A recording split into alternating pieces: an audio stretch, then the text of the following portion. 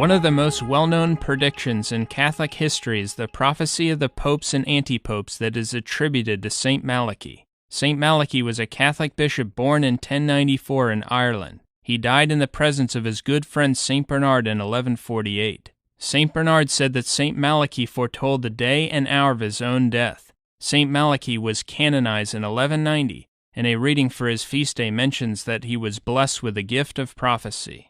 According to the 1913 Catholic Encyclopedia under the title of Prophocey, it says that St. Malachy was called to Rome in 1139 by Pope Innocent II.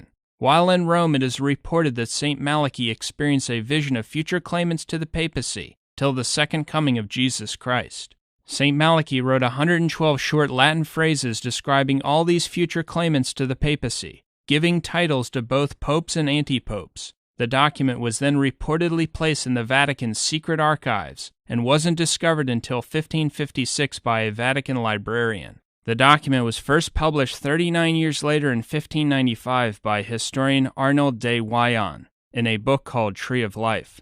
De Wyon was assisted in his translation of the document by Alfonso Chacon, a well-known scholar of medieval manuscripts. Chacon was given the job of authenticating the document and making sure it wasn't a forgery. After examining the document, Chacon verified it as authentic. While God apparently showed St. Malachy the different men who in the future would claim to be the leaders of the Catholic Church, he did not necessarily reveal to St. Malachy whether these future claimants to the papacy were good or evil, and he did not reveal to him whether they were true popes or anti-popes. St. Malachy was simply shown the men who until the end of human history would present themselves to the world as the leaders of the Catholic Church.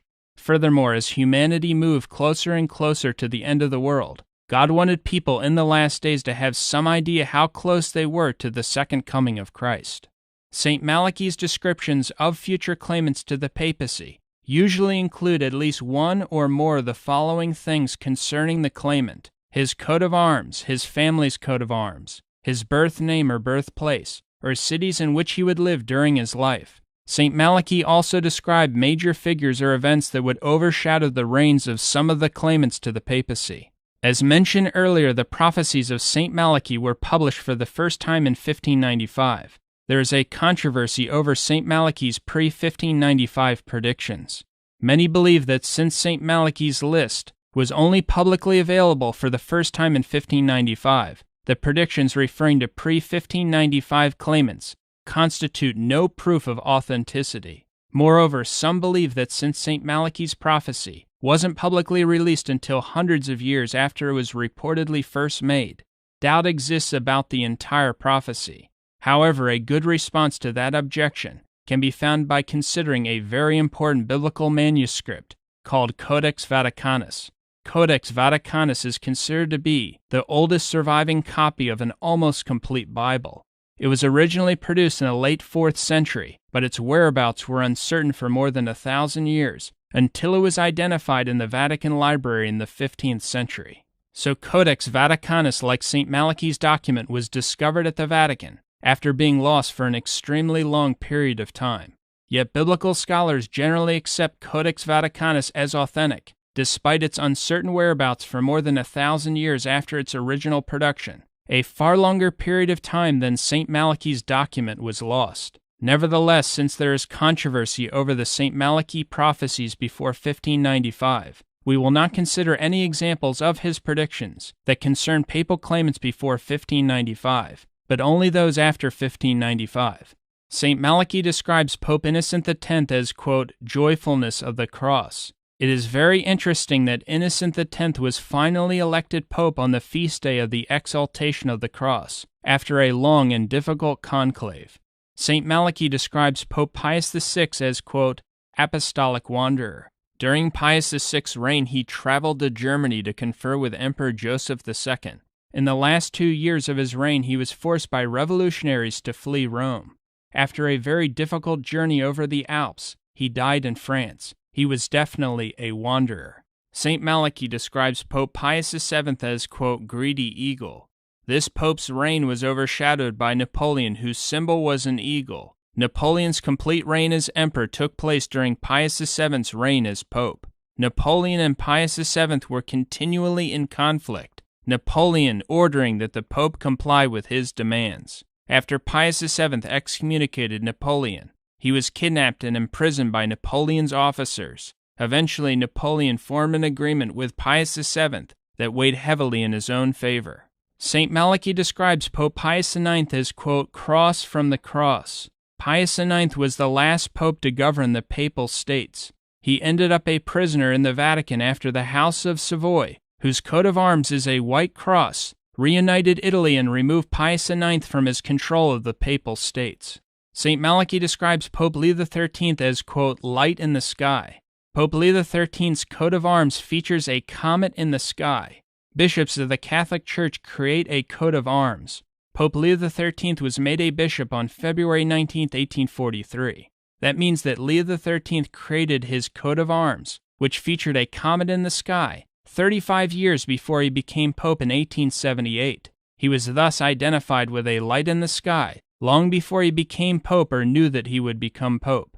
St. Malachy describes Pope Pius X as, quote, fire burning. Pius X's reign saw the Russian-Japanese War, the Mexican Revolution, and the First and Second Balkan Wars. It was also at the end of his reign that World War I began, which set Europe on fire. St. Malachy describes Benedict XV as, quote, religion laid waste. Benedict XV reigned during World War I and the Communist Revolution in Russia, which led to millions of Catholics being put to death. On page 328 of his 1996 book Memoirs, Mikhail Gorbachev said that the Soviet communist state laid waste to religion by carrying out, quote, a wholesale war on religion, end quote. St. Malachy describes anti-pope John XXIII as, quote, pastor and sailor. During his reign, John XXIII would frequently wear clothing featuring a large sailboat. St. Malachy describes anti-pope Paul VI as, quote, flower of flowers. Interestingly, Paul VI happened to have 3 lily flowers on his coat of arms. St. Malachy describes anti-pope John Paul I as, quote, from the half moon. John Paul I began his reign on August 26, 1978, when the moon appeared exactly half full, so he literally began his reign from the half moon. John Paul I also comes from the Diocese of Belluno, which means, quote, beautiful moon. St. Malachy describes anti-pope John Paul II as, quote, of the solar eclipse. John Paul II was born on May 18, 1920, the day of a solar eclipse. On the day of John Paul II's funeral, April 8, 2005, there was also an eclipse of the sun. This is a striking fulfillment of St. Malachy's prophecy. In the apparitions of Our Lady of La Salette, France, September 19, 1846, the Blessed Virgin Mary appeared to 2 little children and said, quote, Rome will lose the faith and become the seat of the Antichrist. The Church will be in eclipse.